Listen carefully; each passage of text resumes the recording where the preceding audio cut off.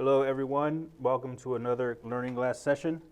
Today we're going to talk about adiabatic flame temperature using the first law of thermodynamics only because in this case, if you are tracking the adiabatic flame temperature for a given combustion reaction in real life to some degree, when you form CO2 as a product, it dissociates due to the high temperatures due to the driving forces of thermodynamics into oxygen and CO.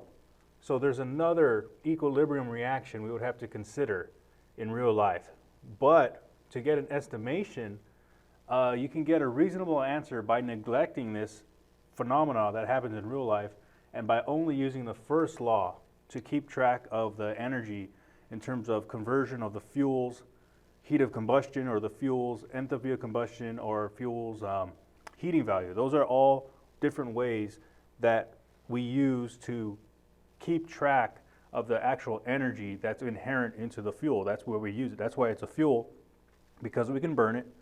When we burn it, it's an exothermic reaction that we do things with. So let's talk a little bit about that in an example. So for example, we'll have a simplified one-step combustion reaction. That's what we usually apply for the adiabatic flame temperature. It's a very useful parameter, but in many times this is more simple than what happens in real life.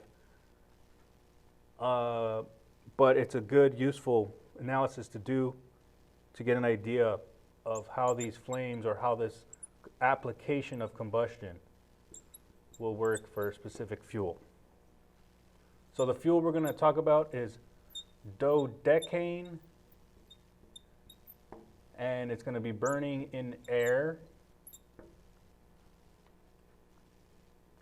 And so if we were going to burn dodecane in air, that is a specific molecule, C12H26, and the reason why this might be important is because jet fuel has it's a big soup of different molecules.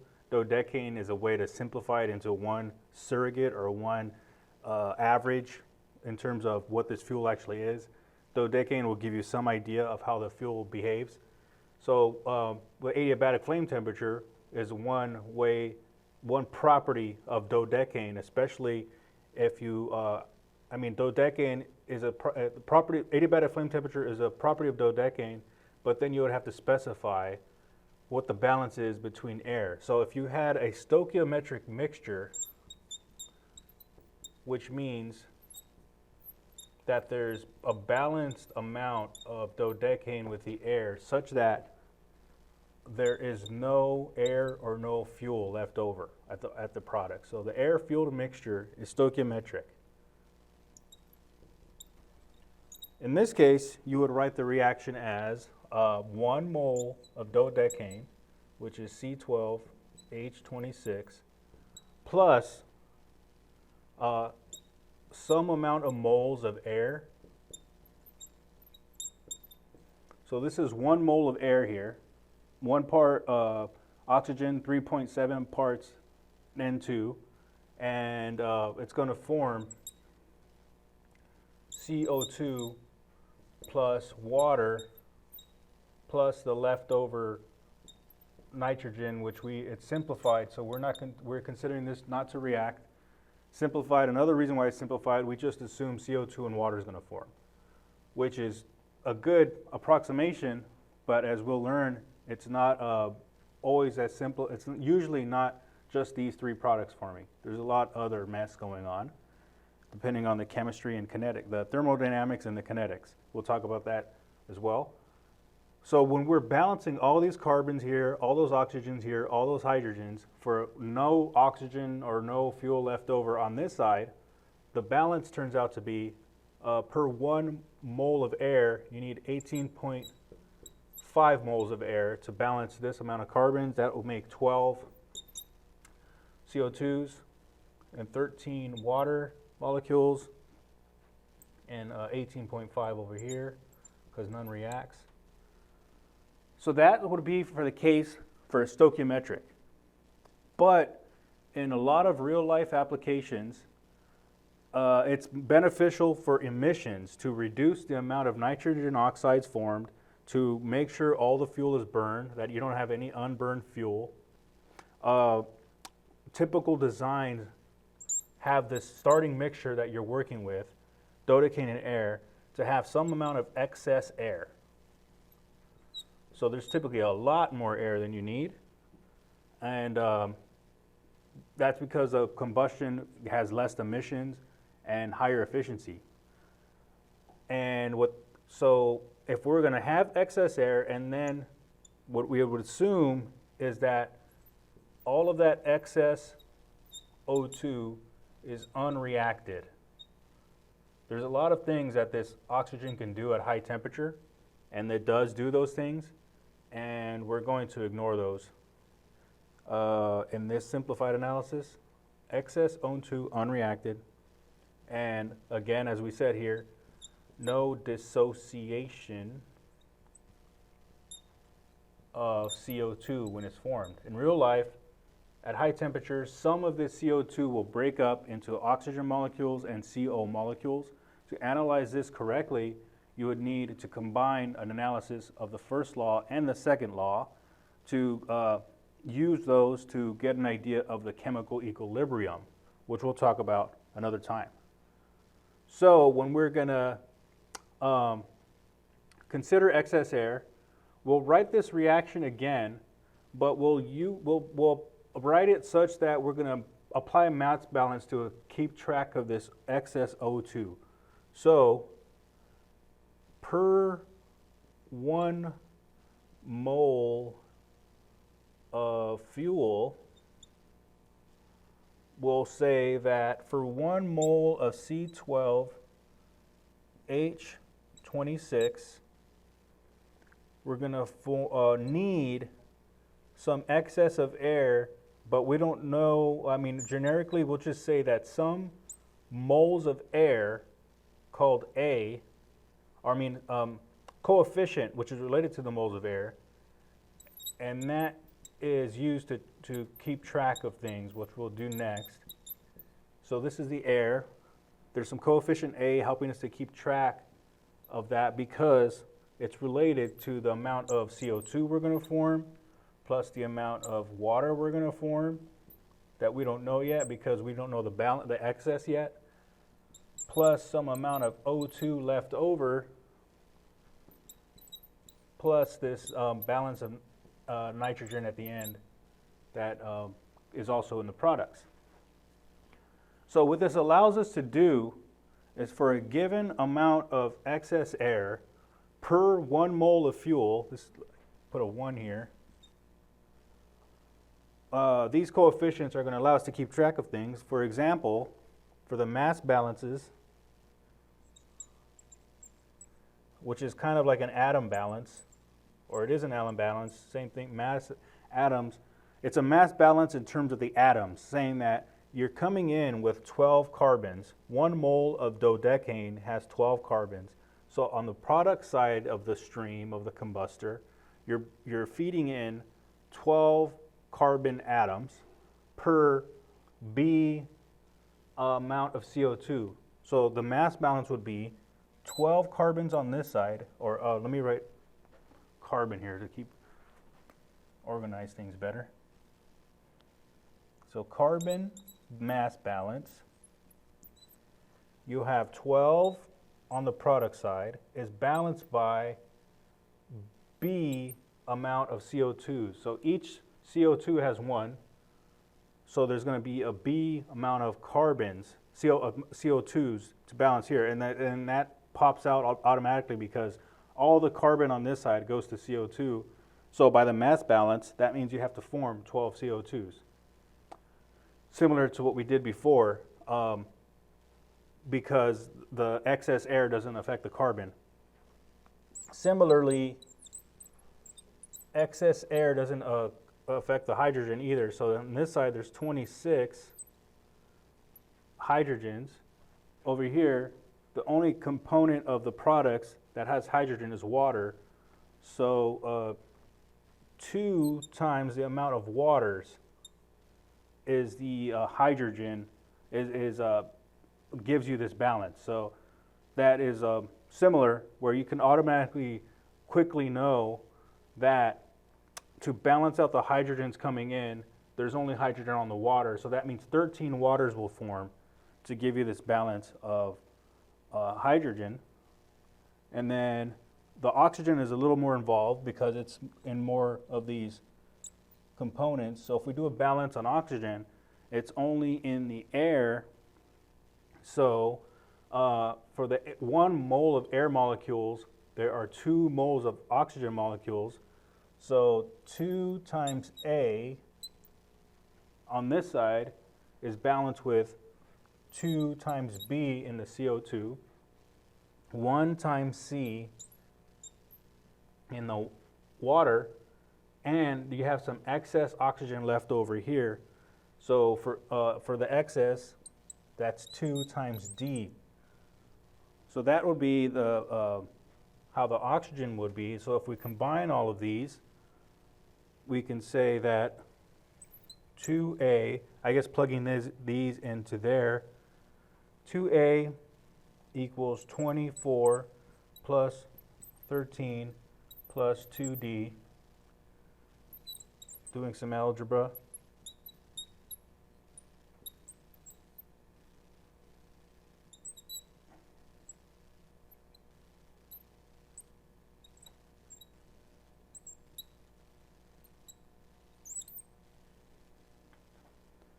Okay, so this is for a given amount of excess air. We know that there's going to be this amount of moles of oxygen coming in, molecular O coming into the products, and the amount left over is, by this mass balance, 18.5 plus D. And this 18.5 is, it works out because that's how the mass balances work out, and it's not a coincidence that it's 18.5 here. It's just how all of these products and reactants are coupled to each other. So it's saying if you have some excess oxygen left over, it's whatever's left over after you have this stoichiometric proportion already consumed.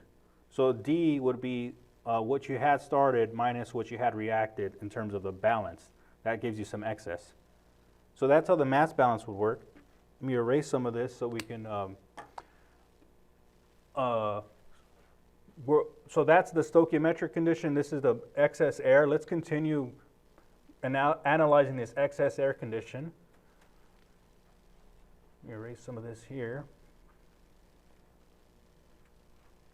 So in this example, we're going to be given is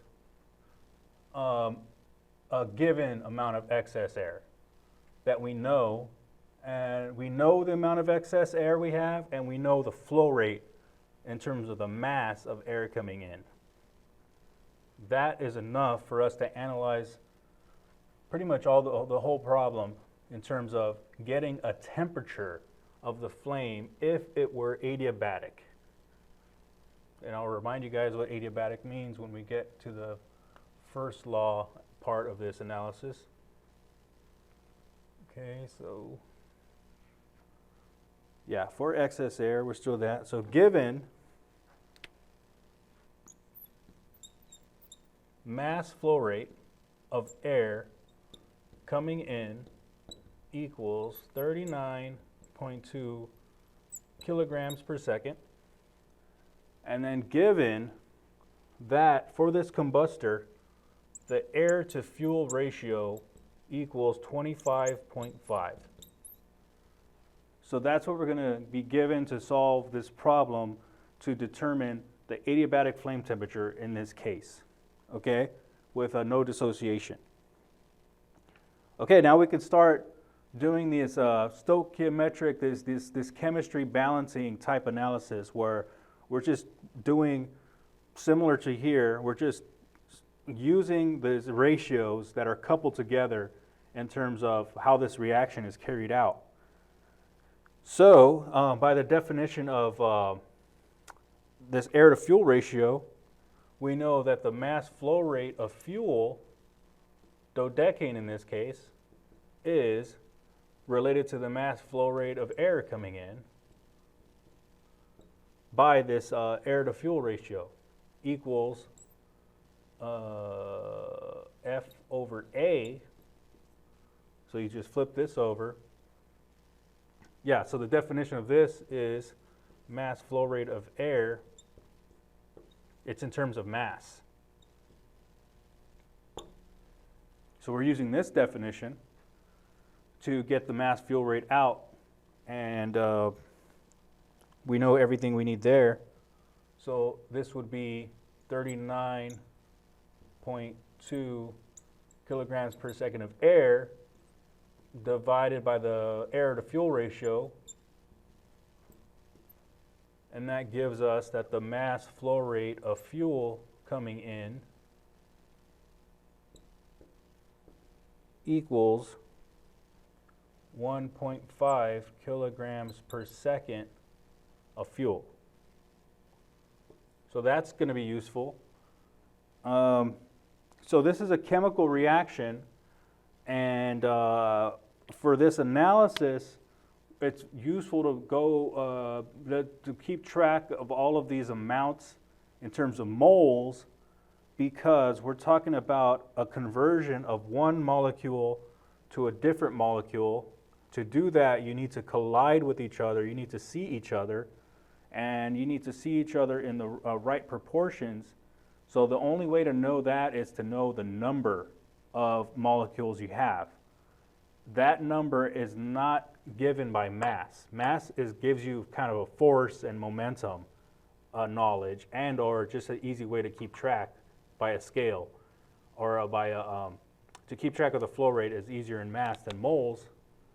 And the way, a number, so the way to keep track of numbers is to use moles. That's what moles are for, is to keep track of the number of molecules, because that's how these chemical reactions occur, is by the interaction of molecules in a right proportion and the correct numbers.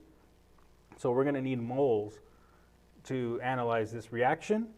So to convert mass to moles, we would use the molecular weight. So the molar flow rate of the fuel coming in equals the mass flow rate of the fuel coming in divided by the molecular weight of the fuel. So the molecular weight is depending on the structure of the whatever chemical species, molecule you're looking at. This is 12 carbons, 26 hydrogens. So carbon is about 12.01 grams per mole. Hydrogen is about 1.01 grams per mole. And I'll let you guys look that up on the periodic table or Google it to see what the molecular weight is. I guess I wrote down a little bit here. Well, yeah, I'm running out of space here. So by doing this conversion from mass to moles, I got 1.5, I'm sorry, that was mass flow rate. It's 0.009 kilomoles per second is the molar flow rate of fuel coming in. So that I'm gonna square, because we're gonna use this in the first law. So this is good to keep track of the amounts. You need moles, but this is gonna be one of the values we are using to keep track of the energy as well, because the most direct way to keep track of the first law for a chemical reaction is per mole, because you have to be in moles to do the analysis. It can be in terms of gram. You just have to, at some point in your analysis, keep track of the moles going on, because that's the only way to keep track of the molecules converting from one to the other. So that's something important we're going to use. Okay, we know, so what we did was we knew the mass flow rate coming in. We used the air to fuel ratio that we knew to find the mass of fuel. That gave us the moles of fuel coming in. That's good. So, And what that is saying, so now we can go back to these mass balances. What this is saying is that because this A, B, C, D were defined and introduced per 1 mole of fuel, what this is saying is that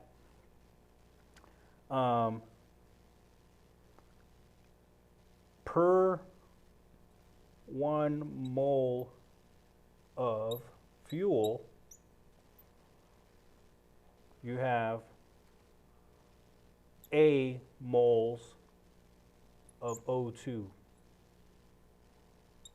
Of O, I'm sorry, O.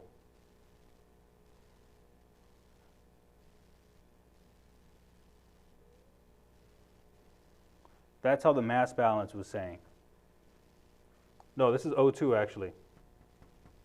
It's multiplied in terms of the molecule, so it's O2. Okay, so that's what this A is, and we can use that to find the moles of O2, or we already know something about the O2 in terms of air. We can do it in 2 ways. So you can say that the moles of O2 coming in equals the moles of fuel coming in times the ratio of this balance that we found. So times A basically. We don't know A yet, I don't think. No, I don't think we know A yet, but we can use another definition, which is the definition of air. So what this is saying is 1 mole, kilomole, let's just keep everything in kilomoles. 1 kilomole of air equals 4.76. I'm sorry about that. It's the other way.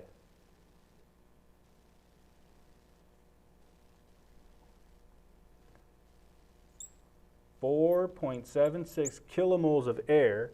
It's 1 kilomole of O2 plus 3.76 kilomoles of nitrogen. That's why we write this. And another way of saying this is 1 kilomole of air equals 0.21 kilomoles of O2 and 0.79 kilomoles of N2. That's a known assumption of air, which is oversimplified because air is more than just nitrogen and oxygen, but at a first approximation, you can get a lot of useful analysis by just only considering oxygen and nitrogen in air, and it's at a known proportion that everyone should remember that in terms of numbers, if you had 100 air molecules, that means 21 oxygen molecules, 79 nitrogen molecules. And that's just how air is on Earth. And we're going to use that because we don't know A yet. But we can use this to find A. And the way that we'll use it is, okay, I'll keep this balance, write this over here. A equals 18.5 plus D.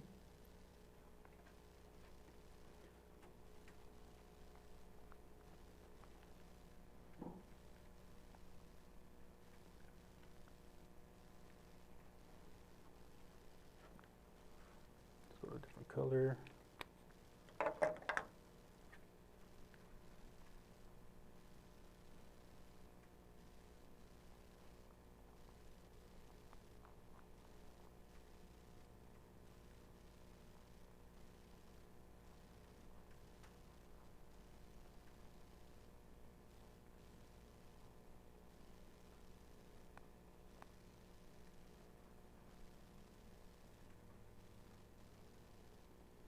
Okay, we'll use this fact, and we use the fact that we know the mass of air coming in. Well, this also gives us the molar mass. So we know from chemistry and from more practice in this class that to convert mass to moles, you need to know the molecular weight. And that also applies to mixtures. So the question would be, how do you find the mixture molecular weight? So I'll give you guys a reminder here that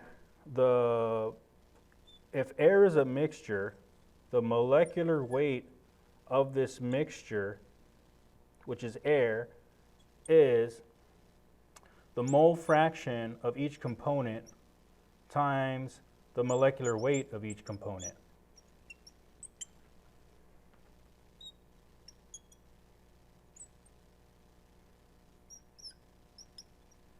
So by knowing this proportion of the moles, this is basically molar fraction here. 0.21 mole fraction O2, 0.79 mole fraction N2.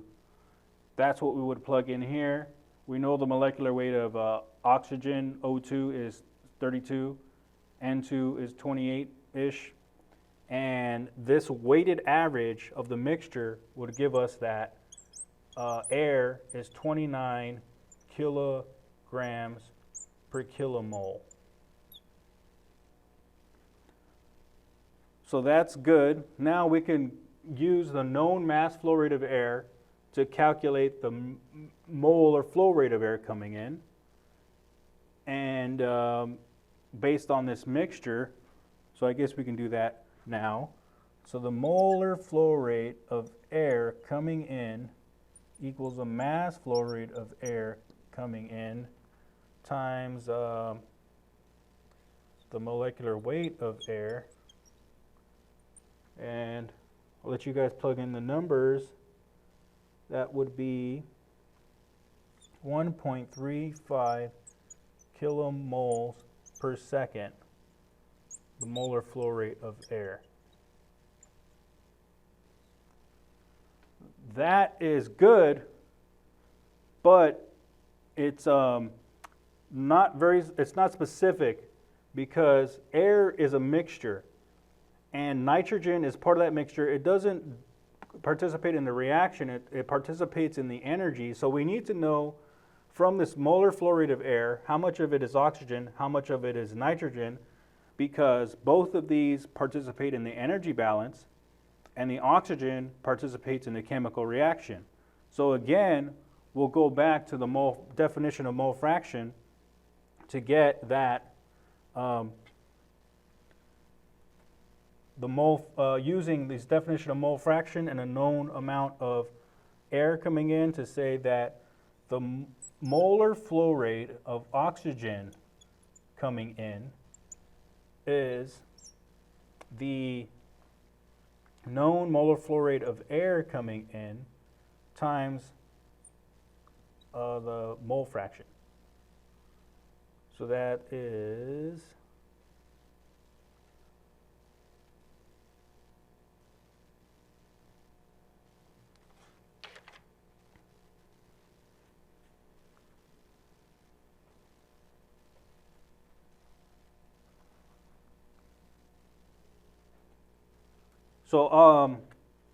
I'll do that on the next. I think we're ready to move on to the next stage, which is, I'll leave that as a cliffhanger for now. But I mentioned the energy balance, so let's start talking about the energy balance. So we found the molar flow rate of fuel coming in, and we need to find the molar flow rates of each of these components, the products and the reactants, for two reasons. Because at the end we want to know the adiabatic flame temperature, and the way that we find the adiabatic flame temperature is we balance out the energy using the first law of thermodynamics. So in this case, what's happening is you have a combustor that is designed to oxidize or to combust the fuel with air to form products. The reason why we do that is because this reaction is an exothermic reaction, meaning that the chemical bonds of the products has an enthalpy lower than the chemical bonds of the reactants, so that there's a drop in energy. So by the first law in thermodynamics, that means that there's some excess energy left. And there's two things that can happen to that excess energy. One is you can transfer heat out of these products to heat up your surroundings. That's one application. That's what we do in a campfire. We burn the log gets hot and it transfers energy out. But what we're doing in this case is we're not letting any energy to escape. That's what adiabatic means, that this heat transfer, this mode of heat transfer of energy coming out is prevented. So the only thing that can happen in that place is you heat up the products, meaning that the products are going to get hot, but they're going to stay more hot because you're not allowing any of that energy to escape as heat transfer. That's what adiabatic means, but we'll show how that works in the first law right now.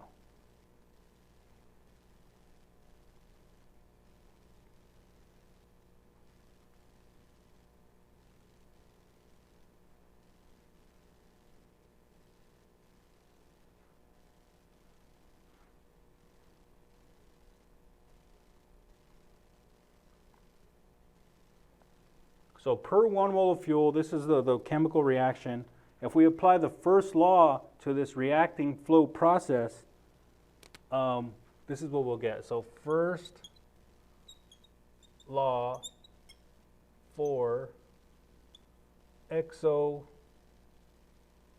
write it up here, for exothermic reaction.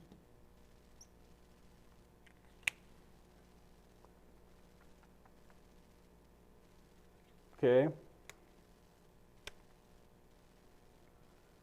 So it's a balance between energy interactions with the surroundings, some process, some heat transfer, and the change of energy states. So the only energy transfer will be some energy out, because this is a exothermic reaction. It's going to get hotter. That means it has the ability to transfer heat out. And so that's on the left side. And on the right side, we have the energy change associated with the change of state from the beginning to the end. In this case, we start off as a products at a certain temperature with a certain chemical bond energy. And on the products, on the final state, we have a certain temperature and a certain chemical bond energy. So the way that I'll write it now is collapsing all of the chemical bond energy in something called the enthalpy of combustion.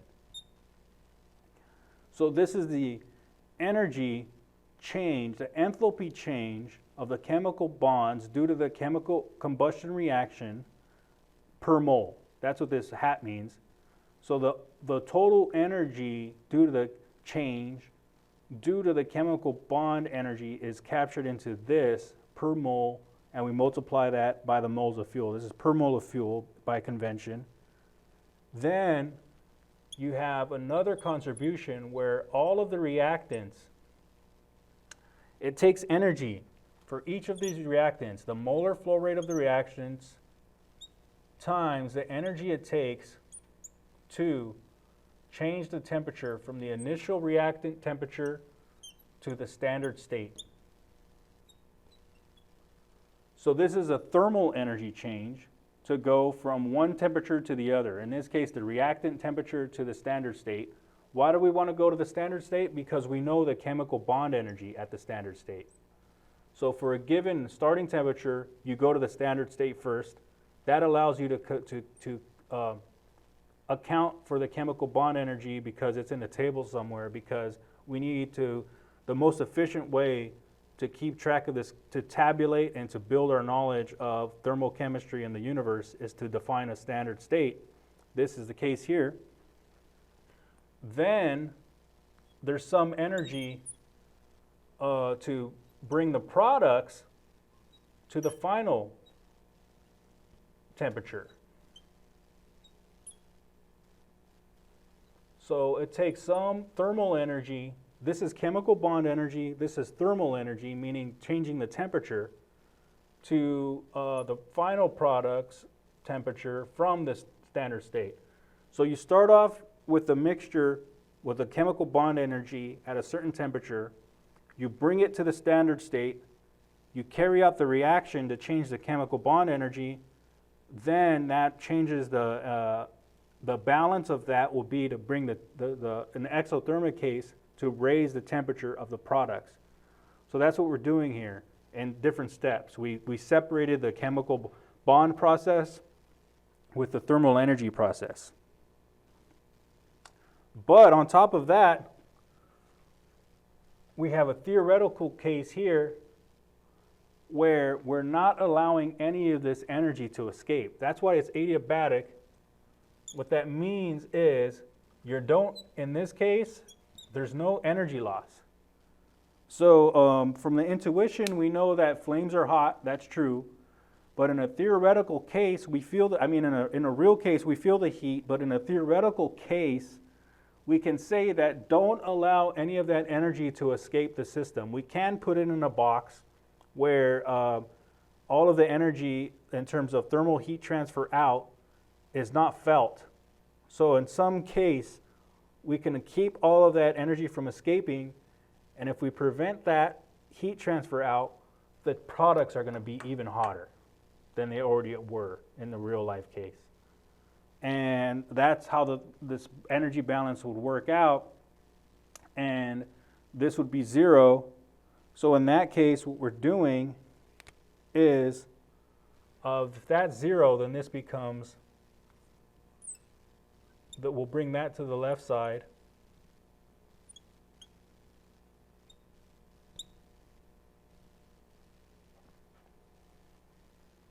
So that's what the balance is. You're saying that you have the chemical bond side balancing with some thermal side.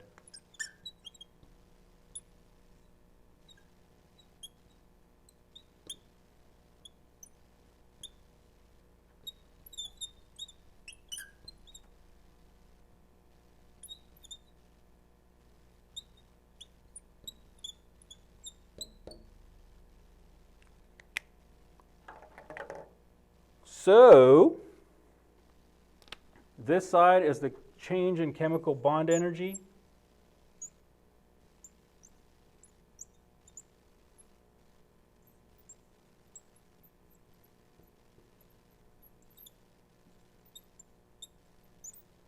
And this is the change in enthalpy, internal energy thermally, though.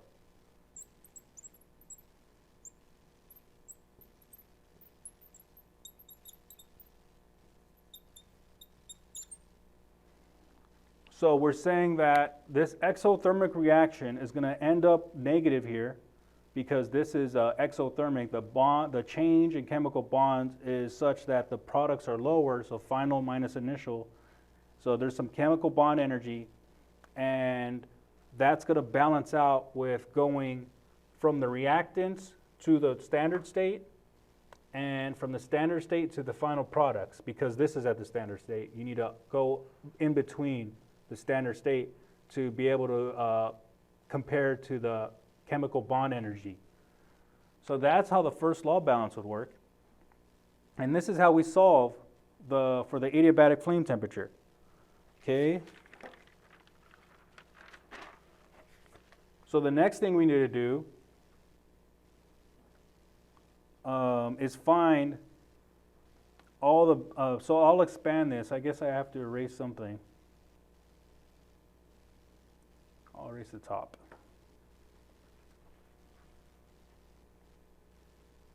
Yeah. So we're going to expand these 6 summations here. So everything on the reactant side, everything on the product side.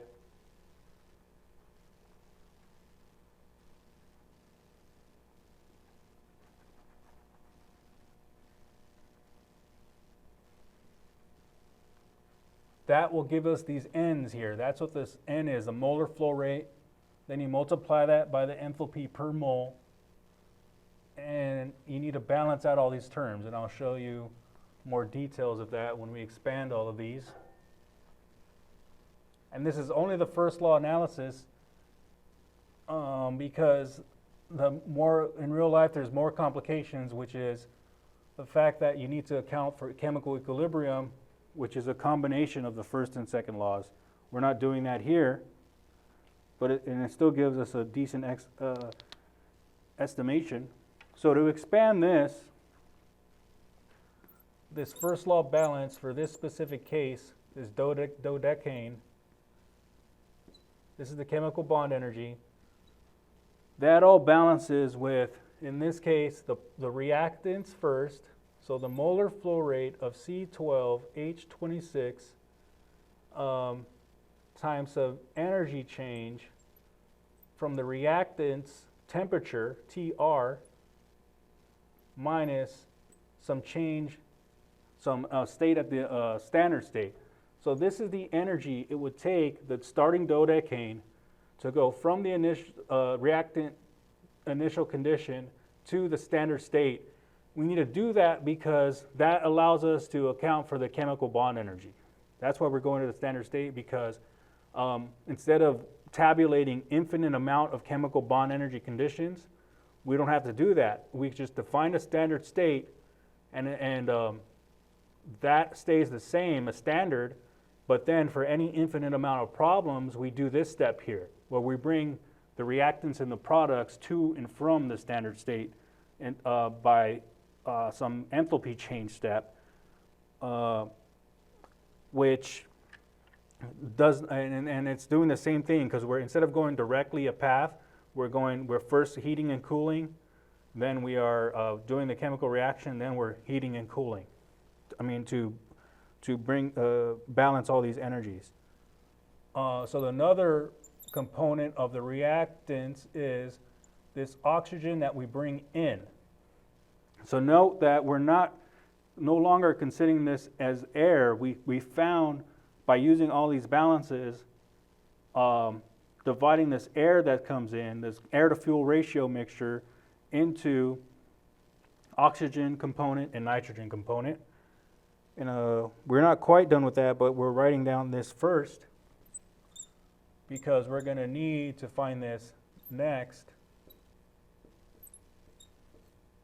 So the reactant temperature plus the nitrogen. So the nitrogen does not react, but we need to keep track of it because it takes energy to heat and cool it in the energy balance, and that affects the temperature.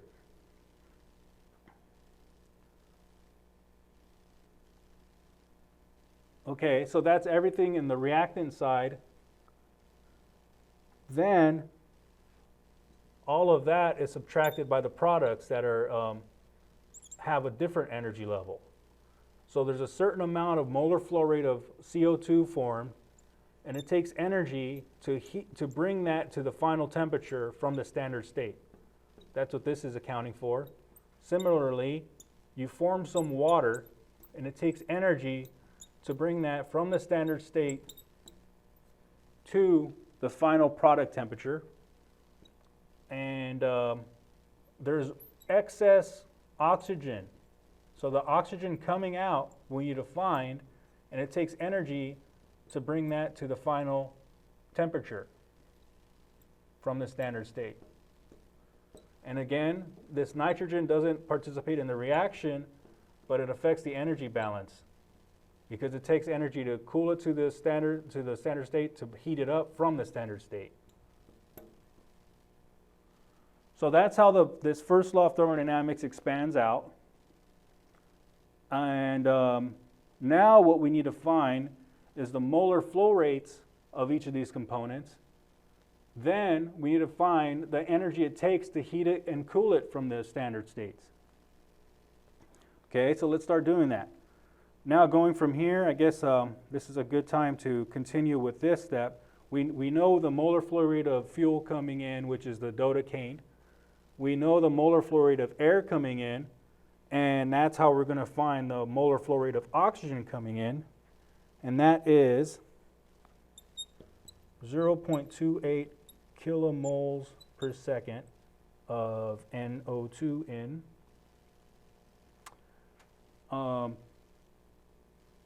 And that allows us, so yeah, and then A, that allows us to find A. So A then becomes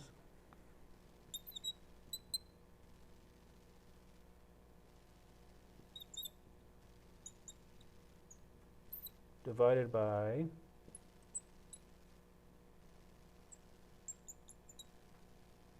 so A equals 31.5. So this should be boxed here. This, we're going to use this. I'm boxing this because we're going to use it in this balance here. This allows us to find D. We need this to find D so that we can find the oxygen left over. So that's A. So D becomes 13. That's nice. So let's use that to find the oxygen left over. So, and this is per mole of fuel.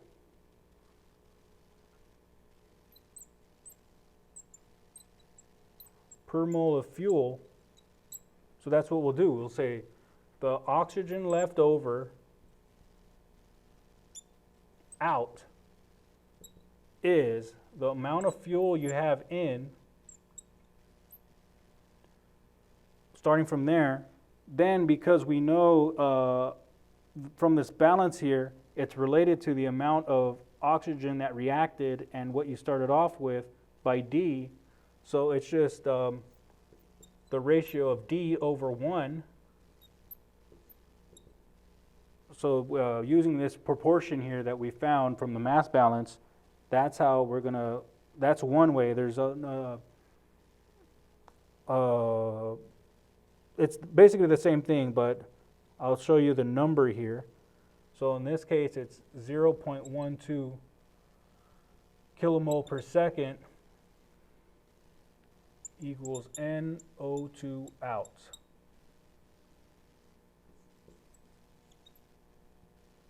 So that's NO2 out. Another way to find it would be NO2 out equals NO2 in minus NO2 reacted, which is related to this 18.5, but it's a couple more steps. So we didn't go that route. We just used D directly. It's basically the same thing. Okay. So let's go over here. So we found before that B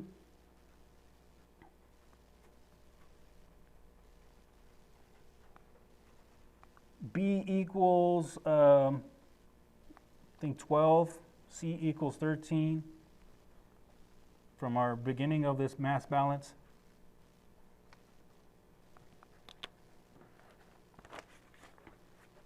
So B, make sure here.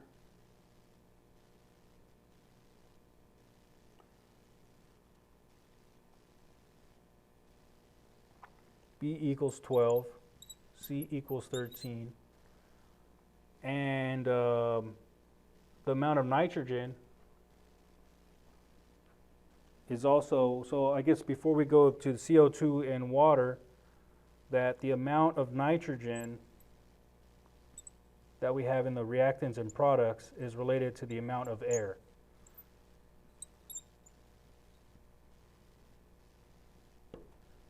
So that is, we're just using the definition of air here, 1.07 kilomoles per second. So that's nitrogen. Okay, moving on to CO2 and water. So the molar flow rate of CO2 produced by this definition of the reaction and the mass balances is related to the amount of fuel times 12 per 1 mole of fuel, you form 12 moles of CO2, or 12 molecules of CO2 per 1 molecule of fuel, and that gives you 0.11 kilomoles per second of CO2.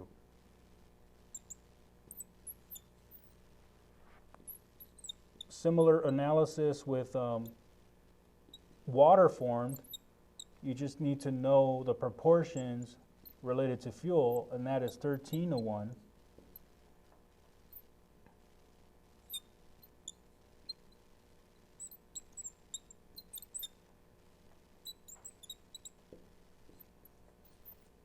So once we know these proportions, we can start doing these stoichiometric analysis to relate one to the other. We just need to know which one is the limiting reactant, which is the excess reactant. If we assume we have excess fuel, we go from there. And it's some excess O2 at the end per 1 mole of fuel starting off with. Okay. So that's all of them. We know the molar flow rate of fuel. That allows us to keep track of this. We know the molar flow rate of oxygen coming in. We know the molar flow rate of nitrogen coming in. We know the molar flow rate of CO2 coming in. We know the molar flow rate of water coming out. And we know the excess of O2 coming out. And the nitrogen is the same. The only difference is that you're using up energy to heat it up, to cool it down to the standard state here, heat it up to the final product here. So that's what we're doing. And the whole point of this is to find the adiabatic flame temperature. And that depends on the change in chemical bond energy that you have and the starting temperature to find the product temperature and the energy it takes each of those. We haven't talked about this much here. So what about this H of combustion? So H of combustion is in tables. It's a known property of your molecule if it's combustible, and it's smaller than 0 if it's an exothermic, because it's exothermic thermodynamic property. By definition, the enthalpy is smaller than the product, so its change is negative from final minus initial. But another related value that we can find in other tables, it's called heating value. And it's greater than 0 just by convention. We said that we're going to list the table of heating values that has this. It's the absolute, related to the absolute value. So this is, they're similar. These two are related. Okay?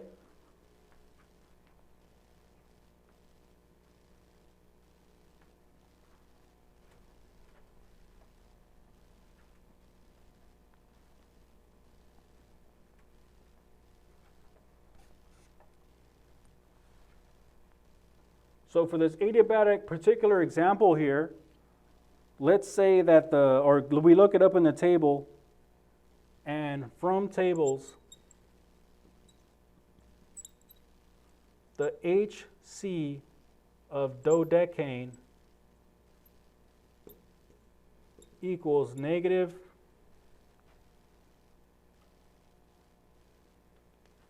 7.99 times 10 to the 6 kilojoules per kilomole of dodecane.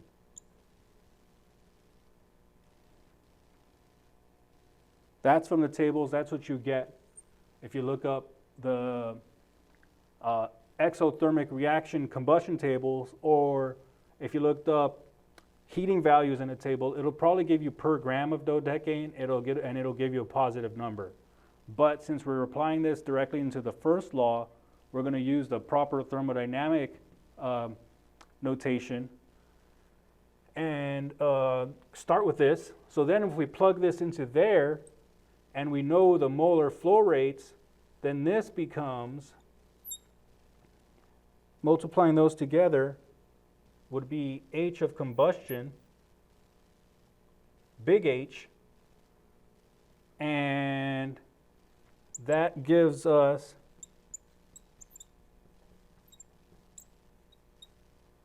so if you have a certain molar flow rate of fuel coming in times the known enthalpy of combustion, you'll get, for dodecane, negative 72 megawatts on this side. Another part of this analysis is if we were to say that, I'm going to erase all these numbers. So what in the case of where you're starting with a certain combustor that its temperature, say if and you had the standard state is typically around 300 Kelvin in 1 atmosphere. It's not exactly that, but I like to just remember that because it's close enough-ish. Yeah, I can erase all of this.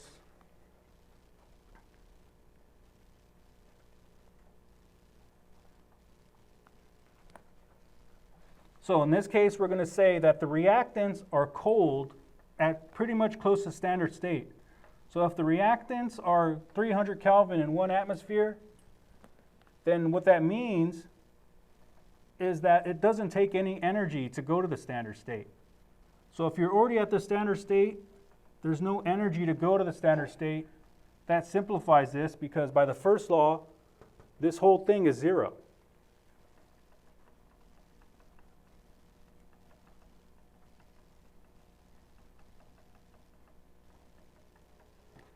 So, given T of the reactants equals 300 Kelvin, P equals 1 ATM, this is pretty much already at the standard state. This equals 0 here, so you can get rid of all these terms here. So this would be already standard, 0, you're already there, there's no change, you're already there. So that's good.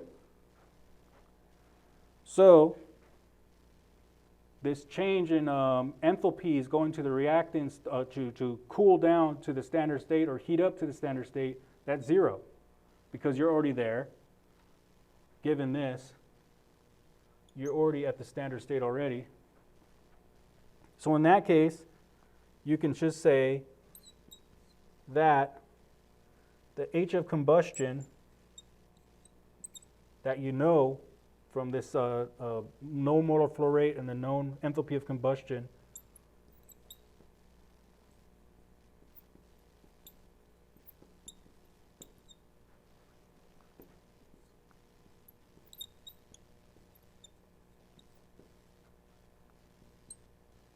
this should be P.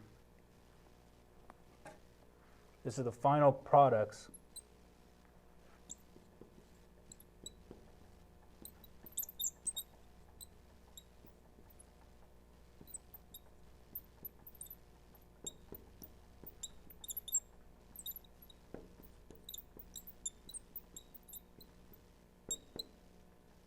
Yeah.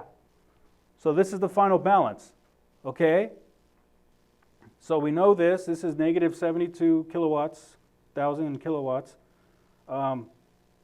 This is known from the mass balances. This is known from the mass balances. This is known from the mass balance. So we know everything except for these energies, how much energy it takes to heat up CO2 from standard state to the final temperature. So we don't know two things. We don't know the enthalpies, and we do not know the final temperature. However, we do know there's 3 ways. So find enthalpy changes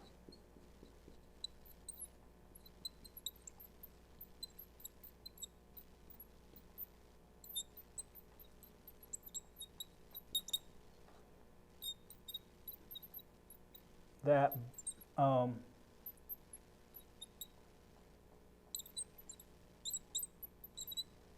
that balances so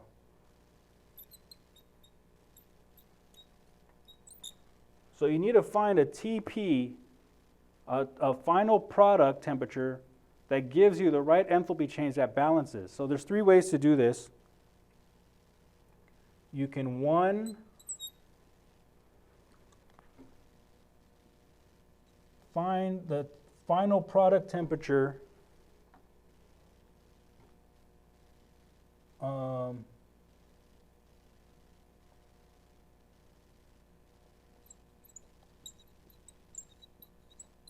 that gives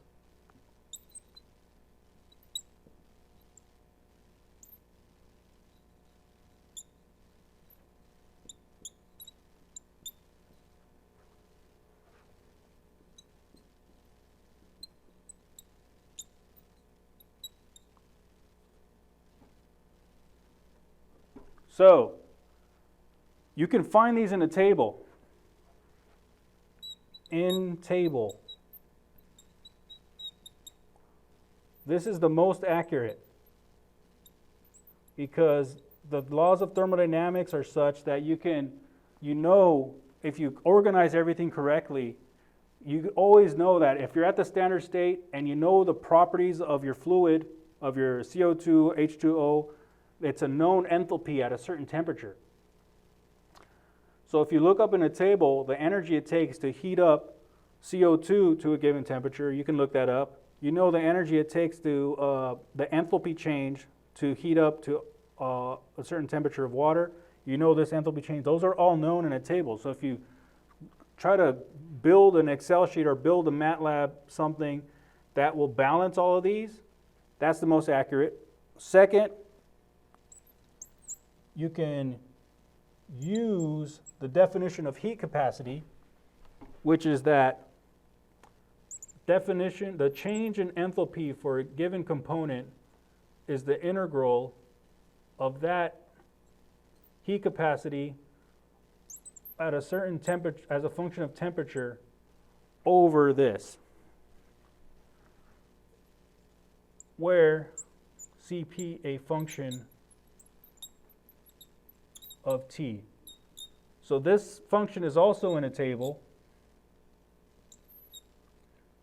There's tables that tell you the change in specific heat of a molecule with temperature, and you can use that to find the change in enthalpy, but you would have to somehow balance that, do some iterations.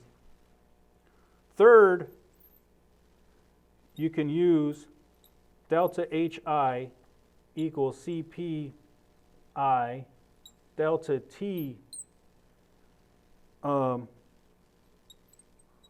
where Cp I is a constant average value.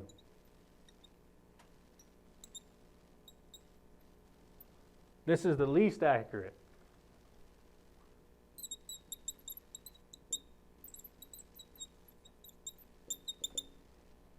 It's an oversimplification to say that the heat capacity is constant in all cases as a simplification, but especially for combustion, which I just said, starting from 300 Kelvin to even if we don't have any feel for the temperatures, we know it's really hot. It's a big change from 300 to the flame temperature, but I can tell you that it's ending final typical temperatures are around 2000 Kelvin. So going from 300 Kelvin to 2000 Kelvin, the heat capacity does not stay constant. It does not stay constant. So if you were to develop an average, you would have to think a little carefully on what that average would be. So one way in the book, which is a pretty good example in the Terns book, they say they do this balance. They assume it's a constant heat capacity at 1200 Kelvin. So as long as you realize that the heat capacity changes, you can assume, and if you assume it's a constant at some middle point in between that long temperature change from 300 Kelvin, they show that you get a decent value. But what would be more accurate is if you were to go to a table of all of these enthalpy changes. It's a table of CO2 enthalpies as a function of temperature, H2O enthalpies as a function of temperature. These are thermal enthalpies. They heat it and cool it, not to burn it or do some reaction. It's the energy associated with changing the temperature. some enthalpy associated with changing the temperature of oxygen and nitrogen and so forth, you would pretty much have these four things balancing out. But what you would do there is you would look in the row and you would keep these temperatures the same. So it's not really four variables, it's temperature would be your only variable. You'll say, okay, for this one temperature, I'm going to find delta H for CO2, delta H for H2O, delta H for oxygen at the same temperature. So that minimizes the variables, and you can do that, and that's what I did. So the whole point of this is that by assuming you don't have any energy loss, heat out, you keep track of the moles coming in and out, and you apply this energy balance for the first law, and you look up in the tables doing this balance, you would find that the TP that balances from these assumptions, that's the adiabatic flame temperature, because we did this balance without heat loss, is 2270 Kelvin from tables. So I applied the first method here, which is the most accurate, to say all that for that to give us this by using the first method. We knew by, this is the final equation we're working with. I said that this side equals negative 72,000 Kelvin. This whole side is what we need to find. So for, if I plug in, if I pick a value of 2270 Kelvin, I look up the enthalpy change at 2270 Kelvin for each of these with a given amount of moles. That's what balances the left-hand side. So that is a discussion on how to apply this analysis of adiabatic flame temperature by using this stoichiometric analysis and the first law of thermodynamics. Next time we can add a little bit more complications in terms of equilibrium considerations. So with that, thanks, and I'll see you guys next time. Okay.